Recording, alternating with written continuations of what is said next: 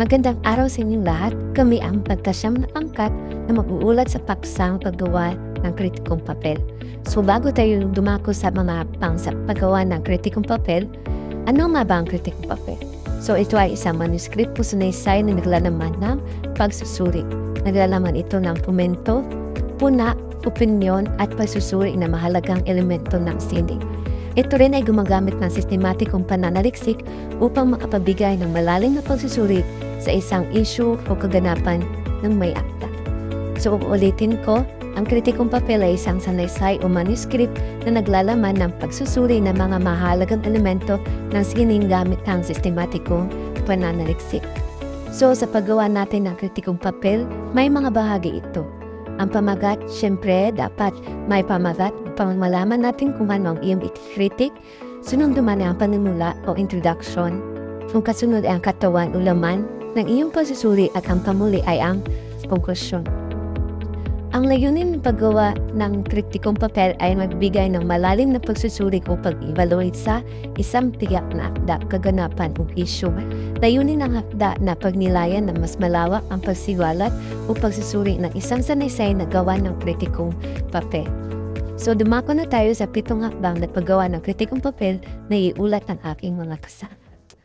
Magandang hapon sa lahat. Ako si Reyna May Ituayon at ang isa sa mga hakbang ng paggawa ng kritikong papel ay isa na dito ang piliin ang akda o isyu na nais mong suriin. Maaari itong libro, pelikula, sanaysay, tula o mga sining o kultura na maaari mong mapakita o mas maintindihan mo at mapakinggan para mas maunawaan mo yun ang iyong ginagawang kritikong papel. Ang pangalawa ay ang pagsasagawa ng pagsusuri o issue. Lagi natin iisipin na ang paggawa ng kritikong papel ay hindi lamang mga mababaw na paggawa.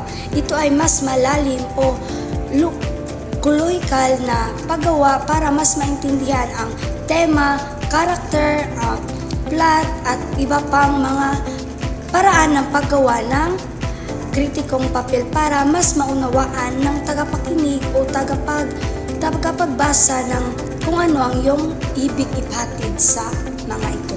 Ang pangatlo naman ay magbigay ng positibo at negatibong punto.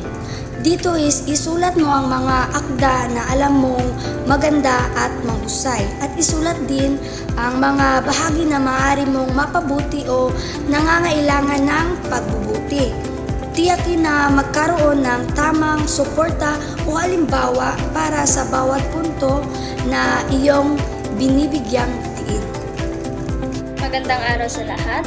Ako nga po pala si Miss Binibining Julie J. Nombay ang magpapatuloy sa pang-4 hanggang pang-6 na hakbang sa paggawa ng kritikong papel. Ang pang-4 na hakbang sa paggawa ng kritikong papel ay ang estratehiya sa pagsulat ng kritikong papel. Ang estratehiya sa pagsulat ng kritikong papel ay ang plano o pamamaraan na ginagamit upang maipahayag ang malalim na pag-unawa at opinyon tungkol sa isang akda o bagay. Ang halimbawa nito ay ang paggamit ng mga ebidensya at lohikal na argumento upang suportahan ang mga pahayag sa papel. Ang pang-5 hakbang sa paggawa ng kritikong papel ay ang organisasyon ng papel. Ang organisasyon ng papel sa paggawa ng kritikong papel ay ang pagkakaroon ng sistema sa pagpresenta ng mga ideya at argumento. Halimbawa nito ay ang pagkakaroon ng malinaw na introduction, paglalahad ng mga punto at ebidensya sa katawan ng papel at pagpapakita ng conclusion na sumasagot sa mga sinulat.